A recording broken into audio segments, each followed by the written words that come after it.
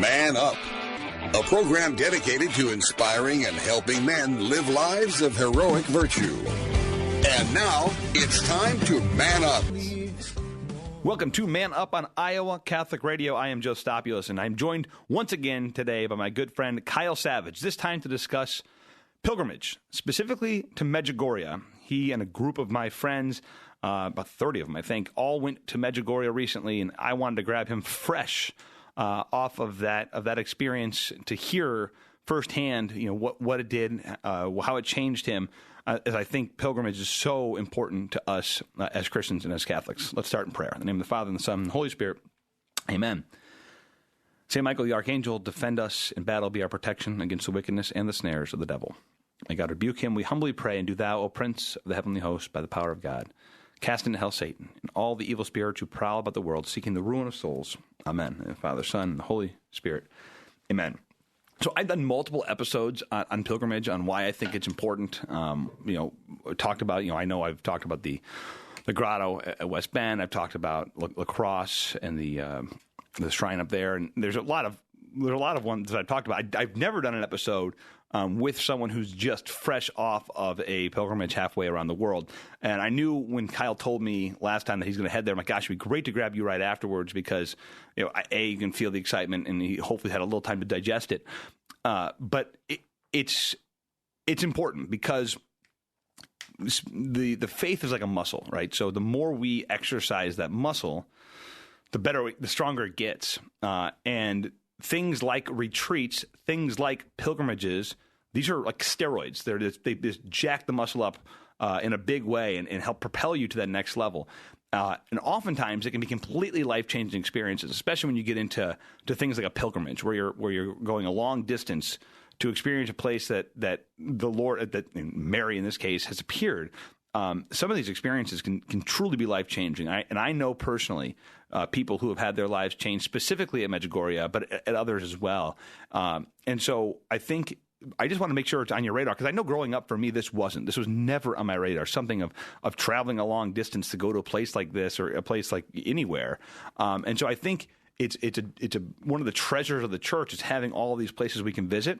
And so I'm excited to have Kyle on the other side of the break for us to, A, hear of his experience, and then B, what can we learn from it? Maybe how can we implement this idea of pilgrimage into our life, into our family life. So we're going to head to a short break, and when we return, Kyle Savage will be with me to discuss his recent trip to Medjugorje. Support for Iowa Catholic Radio is provided by Construction Professionals. Construction Professionals does remodeling and new construction. Construction Professionals is a Catholic family business built on a strong foundation. CPCustomHomes.com. Thank you, Construction Professionals, for supporting Iowa Catholic Radio. Support for Iowa Catholic Radio is provided by Paul Martin and Paul Mitchell, owners of Imogene Ingredients. Imogene Ingredients supply specialized feed ingredients for livestock and pet diets to improve maternal and young animal health in both conventional and organic production. Thank you to our business partner, McDonald Imaging Solutions, a family-owned business that offers branding apparel, promotional products, and provides an online customer store for business and organizations. 515-276-2587, McDonaldImagingSolutions.com. Support for Iowa Catholic Radio provided by Mercy College of Health Sciences, where you can chart your course for more. They provide unparalleled clinical rotations, hands-on learning, accelerated education, and flexible schedules, all part of the Mercy College experience. Learn more at mchs.edu. My help comes from you. You're right here. Welcome back to Man Up on Iowa Catholic Radio. Excited today to have my good friend Kyle Savage back on the show. Kyle, lawyer, attorney, whatever you are, your fancy title here in Des Moines, Iowa. What do you want to call yourself? Let's go with attorney. Attorney. It sounds more powerful, I think. And we are here today not to talk about Roe v. Wade, not to talk about abortion, but to talk about Medjugorje, to talk about pilgrimages. And the reason I wanted to have you on is you are fresh off a pilgrimage to Medjugorje. And even before you left, I said, when you get back, I want to have you right on. I want to have you on because I think I talk with some frequency about the importance of getting out, whether it's just locally here in Des Moines, in Iowa or in America, finding these places of pilgrimage, or physically leaving the country to go on pilgrimage. And I wanted to make sure you still had that glow, the Medjugorje glow when you showed up. It's actually called being rested after not sleeping while you're abroad there. That's a good point. No, it was a fantastic trip. And I totally agree with you on pilgrimage. My plan was between taking the bar exam and getting your results is about 6 weeks, and I was going to do the Camino in that time frame, because then I don't have to think about anything. There's nothing really I can do to change my score at that point, just wait and dread. And then COVID happened, so that was not a possibility. And this very much became a replacement pilgrimage. I found out about it about 3 weeks before I left, and I did not have an up-to-date passport. So I'm a little bit kidding, but not really. The first miracle that happened for me on that trip is I got my passport the same day I flew out. That's incredible. That's unbelievable. It all just worked out. I showed up at the federal building, and if you know anyone who's been to Medjugorje, these stories are not uncommon, where people have all these dominoes just falling into place. Everything just kind of falls right into place, and then boom, you're on the road. Let's back it up a bit. For listeners who don't know a thing about Medjugorje, or maybe they just heard the name of it, can you give us a bit of a background into the apparitions in general? I maybe don't. I'm asking things maybe you don't know. I don't know how much you're well versed in it. I'm sure you know at least a thumbnail sketch. You know where it is in the world, all that kind of stuff. When I went, and you know me well enough to know that I like to know everything about something. I assumed you might have researched this with some, yeah. I actually hadn't prior to going, and I left that for while I was over there, so this is best I can do off the top of my head, but I believe it was in 1981, Blessed Virgin Mary appeared to 2 or 3 of the children on a hill, and they now have a statue in that place. It's called Apparition Hill, and then 3 other children came with them to an apparition there as well. I can't remember if it's the same apparition or if it was the next day. Since that time, the 3 of the 6 children have been receiving daily visits from Mary at 6:40 their time. So that'd be they're 7 hours ahead of us, so like noon, 12:40 our time, basically. Okay. And then 2 of the children receive monthly, and one of them receives... They're no longer children. They're no longer children, adults. right. So they call them seers or visionaries. Yeah. I would say they're probably all in their 50s now, 50s or 60s. But yeah, there's 3 that see daily, 2 that see monthly, and 1 that sees yearly. And it's always at the same time, whether it's daily, monthly, or yearly. Wow. So this has been going on for obviously 40 years now. This is not Vatican approved. We should say that, right? So kind of. It depends. Okay. It is Vatican approved for pilgrimage. It's not on the same level as Lourdes or Our Lady of the Pillar or Fatima. Okay, yep. Okay. So there is some level of approval then. Yeah, it's permissive as opposed to approval. So it's not not that it's being and the way they it's not endorsed. That's a good way of putting it. Not endorsed by. And there, if you really get into like what I would say the bad part, like there's some really strong opinions on each side of this, which can get super bad. Here's my argument on the reason. So I've listened to all the arguments, right? So I've listened to some of these National Catholic people who are against Fatima because it's not endorsed, or not Fatima, Medjugorje because it's not endorsed. And my argument is the fruit that I have seen in my own life from people who have gone is, dare I say, more than any other place in the world. And I know people in this Diocese of Des Moines who went as basically not agnostic, but like just tired Catholics, people who didn't really care about their faith, who are now deacons in the church. Mm-hmm. I know people back in Davenport who went, again, kind of as Sunday to Sunday Catholics who have not missed Mass since, and it has been 30 years. Because most of these people have seen the face of Jesus while they're there. They had some major encounter. I know people who came. Again, we get to these stories of, Frank Hardy, right? Our friend Frank. Yeah. Yep. His story is incredible. You talk about all these things having to fall in place in order to make it happen. And then when it happened, his life was changed 180. The fruit of Medjugorje tells the story to me that whether you can listen to some of these other radio people or these Catholic voices who are dissenters on it because it's not, quote unquote, endorsed by the Vatican, the fruit of it is undeniable in my own life. And that's right where I'm at with it too, Joe. The way they put it while we were there is there's basically 3 states that a Marian apparition can exist in. There's endorsed or approved. There's debunked or denied or condemned, however you want to put that. And then there's ongoing. Okay. So they haven't made a decision on it. That third camp is where Medjugorje is right now. Okay. And for me, it was so cool to be part of something that's new in the Catholic faith, right? Whether it gets approved or it gets rejected by the Vatican, the fruit of that place, like you said, is just undeniable. And in my life, I've had quite an experience there, and I'm glad I've been able to bring that home, that you get this peace there. And it was really neat. I was talking with one of the organizers of the pilgrimage, and I told them the only other place I've really felt this peace was at Champion, Wisconsin, where the Marian apparition occurred there. I've been there as well. It's Our Lady of Good Hope? Yes, Right. Our Lady of Good Help. Help. Yep. Help. That's right. And when I was telling her that, she goes, "That's interesting you say that, because Father James said Lourdes was the only other place he's felt this." Wow. And so that was a kind of independent validator for me. So let's back it up here. It is located where? If I'm on a map, where am I trying to find this place? So if you go all the way to the east on the Mediterranean Sea, Yep. you run into the Adriatic Sea, I think Sure. it is. Yeah.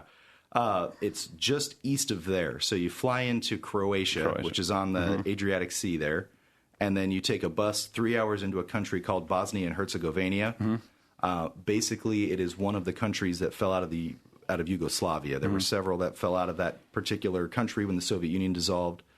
There was a war, and then Bosnia and Herzegovina are one country. They're technically a republic, I believe.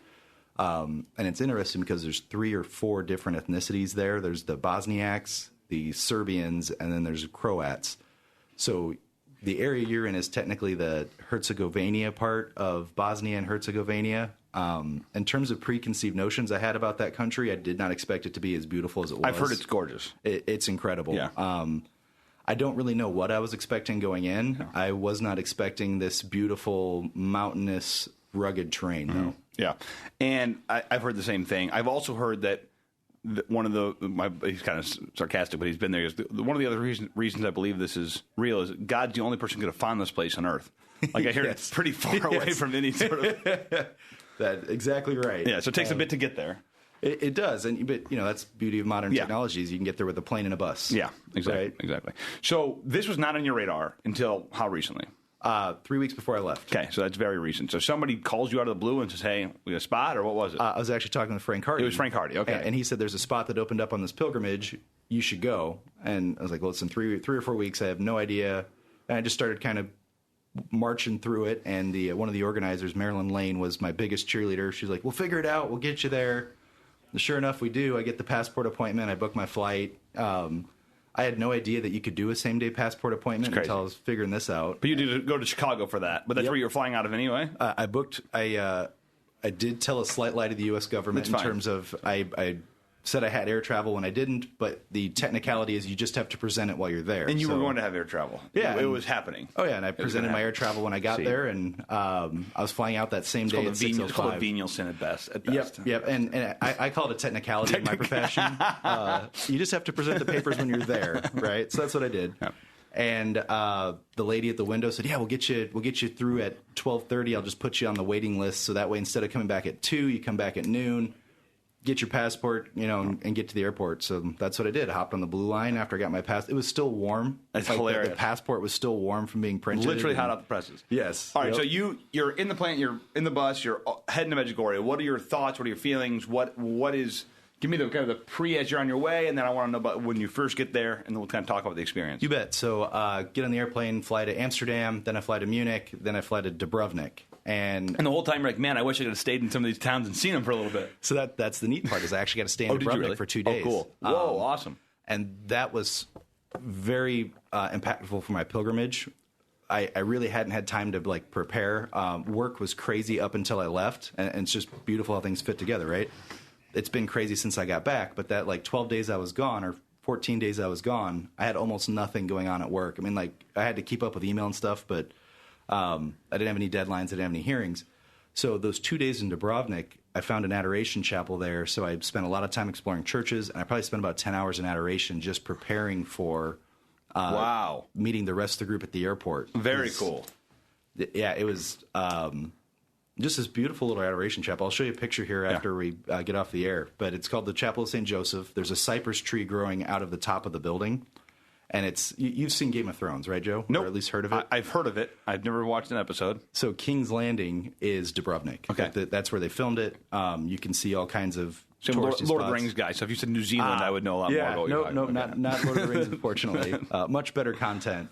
But what? No, Lord of the Rings. Lord of the Rings. Better. Yes, that's what I'm saying. What are you talking about? Okay, yeah. Lord of the Rings is way better. Than Game of Thrones. Good. That's what they heresy and kick you off. Show's over. Yeah. No, but it was cool seeing a lot of places I'd seen on that show, and for your listeners, if they're familiar with that TV show, It looks just like my it does in the listeners. show. My listeners are much classier than that. They don't watch bet. games. They're Lord of the Rings guys, right? And we're reading books. We don't have time to. We don't have time to watch that rubbish. All right. So you're there for a couple days, and then you meet up with everybody. Then and then you guys Then you at the airport, hop on the bus, we go, and then we start with mass at this place called Chelenko. It's a drug rehab center that has like a 90% success rate, and basically, it's you come there, you learn Italian, and it's people from all over the world. Wow. So like we talked to an American guy. There was guys from Croatia. I think there was a guy from Spain, and all of them come there and they learn Italian, and that's like one of their big bonding activities is you learn to speak a different language. And then they work. I mean, these guys work very hard. They have a community there, and I think that's why their success rate's so high. We go from there. We actually got to stay with one of the seers at their house. Is that normal, or is that a string you guys got pulled because you know Marilyn Lane? Okay. I have no idea. Okay. I think maybe a little bit of both. Okay. It's set up very much like a hotel, but it's also it's attached to a house. Okay. And the thing I would like to just stress to all of your listeners is all of these seers, I met 3 or 4 of them. They're just normal people. They all have families. It's very different than like Fatima, where they were all became religious. Yeah. It's different than Our Lady of Good Help, where she was appearing to a nun there. Here, Mary's just appearing to normal people. And the neatest thing I think about Medjugorje, and I hope this is why people are able to take it home with them, is they stress the Eucharist and they stress reconciliation, and that's it. It's not about the apparitions. It's not about seeing things. It's not about the miracles that people experience there. It's that all of those should point you to the Eucharist and reconciliation, and that's their number one thing. That's not, the church telling them they have to say this. It's regardless of what the church says about us, here's what we want you to take home from here. Yeah. Out of curiosity, the messages that Mary's, when she's appearing to them, is she giving the messages with regularity? What is the Marian message throughout the time? So I believe they get a message daily. And there's a website that I think it's just like Medjugorje.com, where you can go and get every message back since like the 80s. And it's a website that looks like it comes straight out of the 90s. Hilarious. But like the Space Jam website that never changed. Pretty much, yes. Yeah. Yep. Yeah. Exactly. But yeah, you can go on the website, see the messages they're receiving. I do remember that we were very fortunate, and this is the first time that this had happened to our group. 6 or 7 of our group were able to go in with one of the seers while they were having their apparition, and that's a privilege for sure. And they said that Mary was happy, like she apparently had been sad for a couple days, and now she's quite happy with the world. And then what 2 days later, 3 or 4 days later, it was Rover's Way. Amazing. Yep. Cool. Very cool. So your experience there, obviously you got to see some cool stuff. Talk to me about just the overall, maybe the spiritual experience, and you can speak to your own personal one. If you want to opine on other people's experiences, maybe it was a little different than yours. But just in general, what were some of the takeaways you got? It was a very peaceful time for me. Like 12 days of well, you 2 were there days. For 12. Okay, you're 2 days in. Okay, so yep. 10 days of Medjugorje. Yep, exactly. You hike a lot, so I was looking at my step counter on my phone. I was at like 14 miles one day, 13 miles another day. Wow. You walk everywhere in the little town there. And then you hike up Apparition Hill to where the apparition occurred. And then there's another, I hate to call it an attraction, but it's not really like part of the site there. It's called Cross Mountain. Basically, the people of Medjugorje, and this is before the apparitions began occurring, they built a cross on top of a mountain. It has a piece of the true cross in it, and they hike up there. And then it's probably been since Medjugorje became a destination, they've put the Stations of the Cross on that mountain. They might have done that before, but they're just beautiful. And hiking that mountain and doing the Stations of the Cross while you're going up this very rocky, I have no idea what mountain range it is, but it was like a 1,400-foot mountain. It's not gigantic, but it's bigger than anything we have in Iowa. Yeah. You're saying the Stations of the Cross as you go up it, and you just end up really getting to experience the stations in a way that I've never seen before. Very cool. The idea, I'm just thinking of having obviously Mass on the hill and the experience of doing all of this. I'm assuming with pilgrims from all over the country, all over the world. I mean, all over the world. So the universality of the church, I assume, comes alive in a very real way during something like this. That was one of my favorite parts of the trip. So every day there's Mass in different languages during the day, and then at night there's a Mass. Is there a Latin Mass? No, I don't think there was. Because it kind of be like, to me that'd be really cool, just to be like, this is everyone's on the same page here. Anyway. Yeah, and I'm a big Latin Mass guy. I know you're a Latin Mass guy. I would have loved that. That's really cool. But they have different languages at confession, and this was one of the neatest things I saw there. Is confession happens outdoors, so you just see, I think, roughly 100 priests sitting around. No way. Easily, right around 100 priests, and they all have a sign sitting out in front of them of which language or languages they speak. And it was kind of cool that Father Chris was a boss with 2 language signs out in front of him. He was usually the only Father one. Chris Rising was there? Oh, yeah. Oh, very cool. That's awesome. He had the English and Spanish one. Yeah. But there was Polish, Italian, French, Dutch, Croatian. And you would just look around and you could just see all of these people talking with a priest, and they're in the sacrament of reconciliation, and they cover the sound with the rosary in Croatian. So there's this, on the loudspeakers is a rosary happening in Croatian while all of these people are in these private, intimate conversations in reconciliation. It's just all these awesome. priests, they're pilgrims as well. They just happen to be there and they're putting the sign out. Wow. Yep. Yeah, they earn their trip for sure. Because they're doing reconciliation every day. They say Mass at least once while they're there. They're always up on the altar if that Mass is in their language. So there are thousands of people there at any one time then? Or what? Tens of thousands. Tens of thousands easily. of people there at all times. Usually during the summer, it's more than that, and during winter months, it's probably less than that. But there's just tons of people there always. Unbelievable. Again, the church is vibrant, right? So people, though the church is dying, the core of it is strong and it's on fire. And again, it's universal. I think that the first time I experienced it was I was just married, went to Brazil for a wedding. My buddy got married to a Brazilian, and so we're down there, and it's all in Portuguese, which I thought was similar to Spanish, not similar to Spanish at all. But I understood what was going on in the Mass. I'm thinking, man, this is very cool. People from all over, different languages, and kind of understanding what's going on. All right, we got about 2 minutes left. As you've had time to kind of reflect on your experience, was there something? I don't know if it's not a message necessarily. What are you taking away from this and adding to your life going forward? Definitely a better dedication to the Rosary. I don't think I did not know that a full Rosary is all 4 sets of mysteries. So. Oh yeah. That's why those nuns have the huge rosaries. Yeah, I brought one of those back for my dad. He had one of those giant Dominican rosaries. Really how beautiful and universal our faith is. And I tend to be a little more academically oriented, so I love how just academically beautiful our faith is. But just to see from a participation standpoint and a pilgrim standpoint that all of these different languages can converge and they're all doing the same thing. I mean, I got blessings from priests who we didn't speak the same language. And there isn't, I don't think, another organization, let alone another religion, that you could have that universality in one space. Yeah, that's awesome. All right, we're going to wrap up this. Will you stick around for a follow-up at the third? Oh, absolutely. Okay, cool. All right, we're heading to a short break, and we'll be right back. And Kyle will be with us, and we'll wrap up the conversation on pilgrimage, specifically to Medjugorje. Iowa Catholic Radio welcomes Scotty McCreery with special guest Ali Colleen. Give myself 5 more minutes. Sunday, July 24th at the Iowa Event Center Ballroom. I'm in between Friday night wild and quiet Sunday morning. Tickets and information available at celebratecountry.org.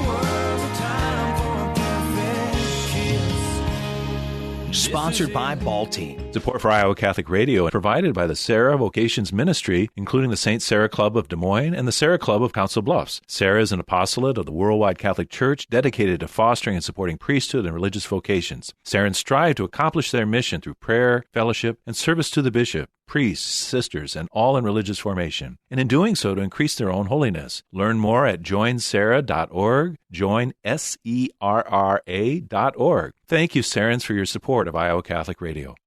My help comes from you. You're right here. Welcome back to Man Up on Iowa Catholic Radio, joined with my friend Kyle Savage, discussing pilgrimage, specifically to Medjugorje. And, listening to your what happened to you over the last month and a half or whatever, just the lead up and then the actual pilgrimage itself, it gets back to this point that I've made multiple times on the show is, as Catholics, we are so blessed to have these locations, these pilgrim sites. Again, whether it's in the state of Iowa, you can go up to West Bend, you can go to Sioux City, or you go a little bit outside of Iowa and you go to La Crosse, Wisconsin, or down. I mean, we just went down. This is not a pilgrimage site per se, but any of these monasteries, and these are you're making a trip to go somewhere and be with other Catholics and experience the church. I think there's something very special about that. I'm about to embark on a silent retreat to a monastery here shortly, and that's a quasi pilgrimage, right? So I would say it's just a pilgrimage. You say you're going all the way. It's a pilgrimage. Good. I mean, pilgrimage is about traveling and bringing your faith with you to where you're going, but also to experience your faith once you get there. Yeah. And I think that's absolutely a pilgrimage. Yeah, and I think there's some level of when you get outside of your comfort zone, which, again, going anywhere, traveling anywhere, sometimes is getting outside your comfort zone, but you're going to experience the faith in a different way, or it's going to give you a new look at the faith, right? So a true liberal education is just trying to get many views of the same thing as possible. And this gives you, again, we're so blessed in the Catholic faith to have these places, right, all over the country. So I know when we travel, which we do a decent amount, right, we purposely, we figure out the map, and then we say, okay, where are the Catholic sites that we need to see between that? And so, again, obviously, Medjugorje is an example of one of those lifelong trips. I had a buddy of mine that just went down to Mexico City and saw the Tilma, and he had an extraordinarily emotional experience in doing that.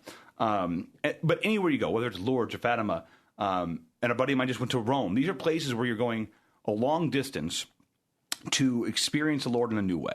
And I think it's important for us to just plant that seed to tell, you should do it.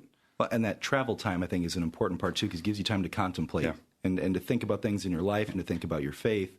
And think about family. Yeah. So I think you can go to Rome and just go and party, or you can go to Rome making a religious experience. So, exactly. Anyway, Kyle, thanks for sharing your thoughts and your reflections on Medjugorje with us. Again, I think it's really important for all of us to have this mindset of we are all pilgrims on a journey, and we are all given these opportunities within the church to grow in our faith. So just encourage you to do that. Thank you for joining me today on Man Up on Iowa Catholic Radio. I am Joe Stopulos, and it's time to man up. Man Up, inspiring men to live out their call to holiness.